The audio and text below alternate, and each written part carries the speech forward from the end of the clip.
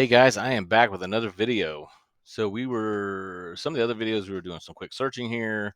We were doing some advanced searching here. And now I wanted to show you, let me clear this map out. I wanted to show you a little bit about the details pane here, which has nothing there because nothing's selected. Also wanted to show you, if you do read some of this stuff right here, it does show you that you can right click on areas and hit show. And I want to show you what that does. If I go down to kind of like an area I used to live in, I'm just curious. You can right click on this map or hit the show button. Clear the map again. You can hit the show button and it will load basically what you're looking at. So you don't have to search for anything because I happen to know where I'm at. Let's see. I think this is the old house. Yeah, HPFLLC. So this is, yeah, and of course this will load all over the place here too, because it loads the top 500 and closest to you. But that's basically what a show method does, or show. You can right click on the screen anywhere. So if you zoom out and you move somewhere else, you're like, hey, I want to know what this is. You can right click on it, it'll do it. But I wanted to show you. Um, I was on this property here, and there's a couple things down here on the details pane too. When you're doing a show, is or if you do a search too, the details pane here. I wanted to talk just briefly about that. You have a property appraisal and tax collector. So if you want to pull up a property appraisal, the website, just goes to the county's website. You can see a little bit more detail. A tax collector as well. It'll come and load an external. These are external websites. It has nothing to do with Planet Plat or the apps that we have. But you can also see if there's any comparables. So if you can click that, and it would actually go and load properties that are comparable to that property in that area. And of course, there's quite a bit of them. And then if you want to, so let me see, where was I? Let's go back down here. Yeah, actually find this. I think it's HP. What was it? HP. This one here. Yeah. Yep. So you could come here and if you wanted to pull this one up. I don't think that's what was my old one. Some trust. But anyway, this guy looks like they own that house too now. So we can actually see if this other property's owned. See what happens. It looks like they don't own anything else. So let me go back to, what was it, 4583 Juniper Drive? I think that's it. Let's see. Yeah, that's where I used to live. So you can double click on this. Other properties owned. Let's see if they own anything else. Probably not. Okay. But anyway, you can actually find and see if a property owns anything else, if they the comparables in the area and things like that. So this detail pane lets you do that. Now it shows you a last sale date here. This also allows you to, this is a checked, you get checked partials. You can check that. I think it selects it. Let me see here. Saved. Oh, these are saved.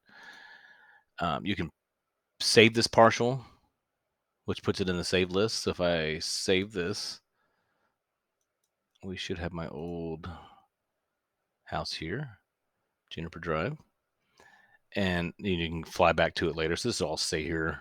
So it lets you save partials. If you're on the mobile app, you can also save partials. They'll show up here. You can actually drop partials. So like if you're saying, hey, I want to drop a marker, I'll stick it. Let's say stick it right here.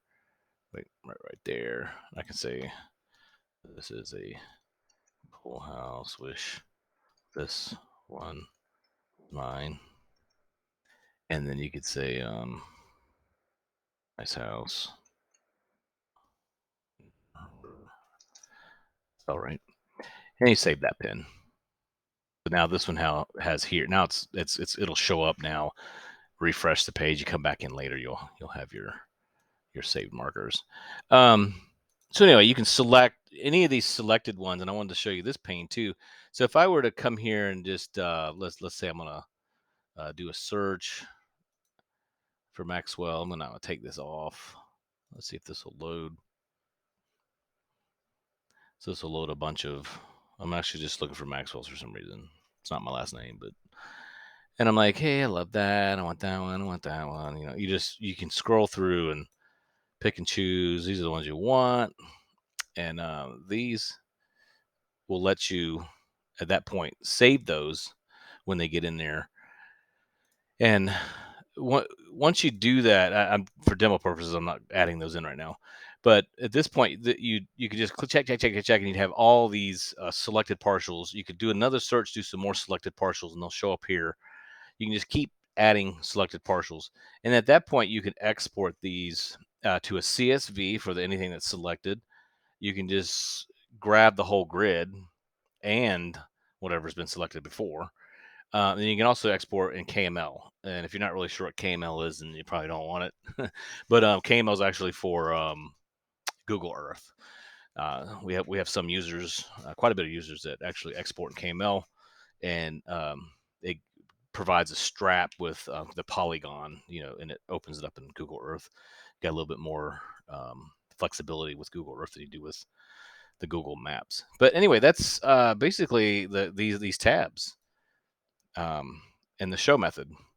You can go to an area and just say, "What is here?" It's basically what it does. And you hit show and pull up everything around here. So hopefully that helps with this pane over here. You can close it if you want. Um, you have control over it. So if you click in here and you're like, "Where's my details?" You have to open it up again. So it lets you do that. You can actually do some quick searching on the grid, max. Bring up some of these ones you can actually let's see. I'm gonna say Dole. Yeah. So you can actually filter this grid. You can expand this grid. If you need to really search for stuff and select them, um, you can actually minimize the grid if you want. Bring it back up. So there's a lot of little things you can do, and then hopefully this helps with the core features of this app. So I will stop there. Thanks for watching.